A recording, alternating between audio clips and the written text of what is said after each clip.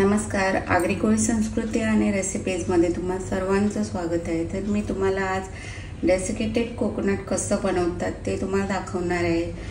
तर मी हे 2 नारळ होतील एवढं नारळ घेतलेलं आहे, ओलं नारळ आहे ते।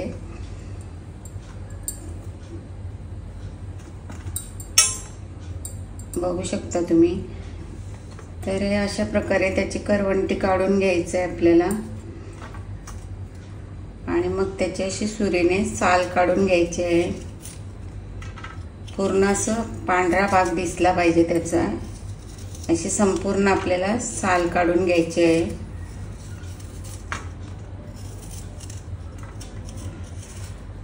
तर मी अशा प्रकारे ही सर्व साल काढून घेते आणि मग तुम्हाला दाखवते।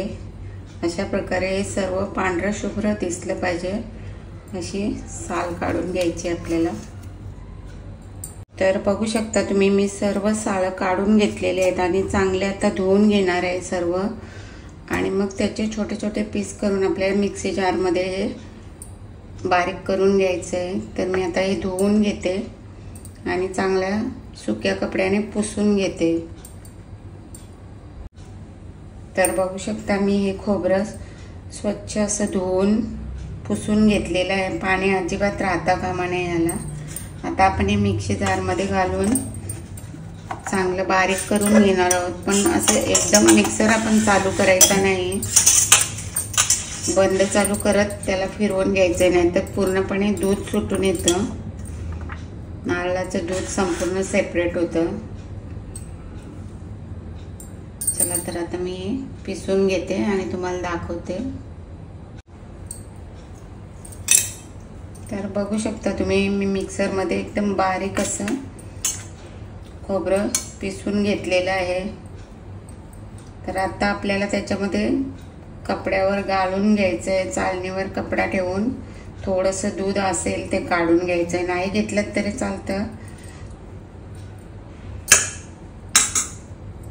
एवढं असं बारीक आपल्याला करून घ्यायचं आणि तुकडे राहिले असेल तर काढून टाकायचे, त्याच्यामध्ये खोबऱ्याचे तुकडे पण राहतात ते काढून टाकायचे। तर मी आता हे थोडंसं दूध काढून घेते त्याच्यातून।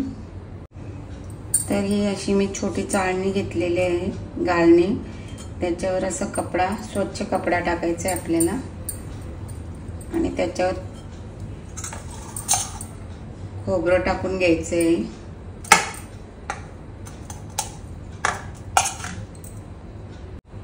तर अशा प्रकारे मी अर्ध खोबरं घेतलेलं आहे फडक्यामध्ये। तर मी हे असं गोळा करून थोडंसं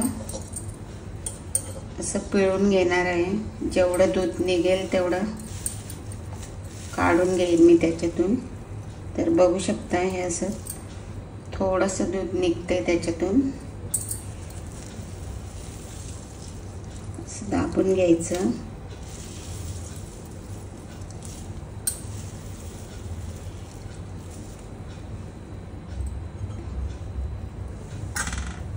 तर अशा प्रकारे मी दुसरंही असंच पिळून घेते चांगलं आणि त्याच्यातून जे निघेल तेवढं खोबऱ्याचं दूध काढून घेते। तर बघू शकता आपण आता हे एवढं दूध निघालेलं आहे त्याच्यामधून, जास्त पण दाबून काढायचं नाही। तर हे दूध तुम्ही आता भाजीमध्ये किंवा पुडिंग वगैरे बनवायला किंवा कुठलाही पदार्थ बनवताना, बिर्याणी वगैरे, त्याच्यामध्ये यूज करू शकता किंवा केसांना लावू शकता। आता हे खोबरं निघाले, एकदम सुक्क सुक्क झालेलं आहे। तर बघू शकता एकदम बारीक असं मी पिसून घेतलेलं आहे। तर आता आपल्याला हे पॅन मध्ये मध्यम आचेवर एकदम कमी फ्लेम ठेवून चांगलं भाजून घ्यायचं आहे आणि कुरकुरीत असं करायचं आहे, रंग न बदलता। तर चला आपण आता, तर मी आता गॅसवर पॅन ठेवलेला आहे आणि पॅन गरम होईपर्यंतच गॅसची फ्लेम थोडी जास्त ठेवायची, त्याच्यानंतर एकदम बारीक करायची आहे। तर गॅसची फ्लेम मी आता कमी केलेली आहे आणि सर्व खोबरा घालून घ्यायचा त्याच्यामध्ये। जराही करपता कामा नये, एकदम कमी ठेवायचे फ्लेम आपल्याला. आणि सारखं असं मिक्स करायचं आहे, खालून वर सर्व असं चांगल्या प्रकारे भाजून घ्यायचं आहे आपल्याला. खोबरा कुरकुरीत असं करायचं आहे, खोबऱ्याचा किस.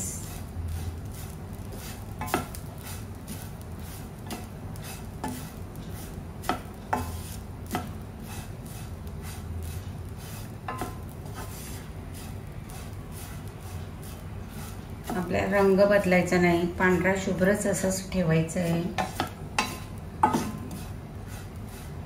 ह्यापासून आपण विविध पदार्थ बनवू शकतो, मिठाया बनवू शकतो, किंवा एखाद वेळेस आपल्याला पालेभाजीमध्ये खोबरं नसलं तर आपण हेच खोबरं टाकू शकतो.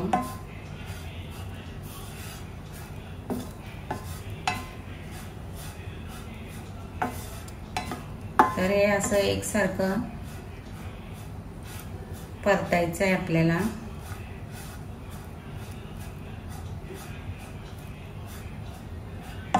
चांगलं कुरकुरीत होईपर्यंत. तर बघू शकता तुम्ही आता 10 मिनिटे व्हायला आले आहेत आणि एकदम असं कोरडा झालाय खोबऱ्याचा किस.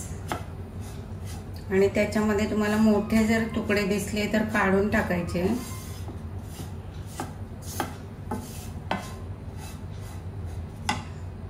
तर असं हात लावून बघायचा, थोडासा ओलसर वाटला तर अजून थोडासा आपण भाजून घ्यायचा, चांगला कुरकुरीत करायचा.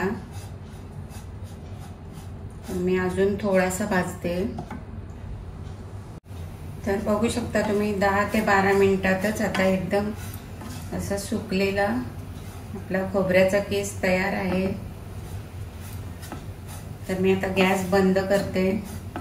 आणि हा खोबऱ्याचा किस थंड झाला की तुम्ही मिक्सरमध्ये परत जर बारीक केलात तर अजून बारीक होईल. आणि एकदम असं फिरवायचं नाही, नाहीतर तेल सुटेल त्याला.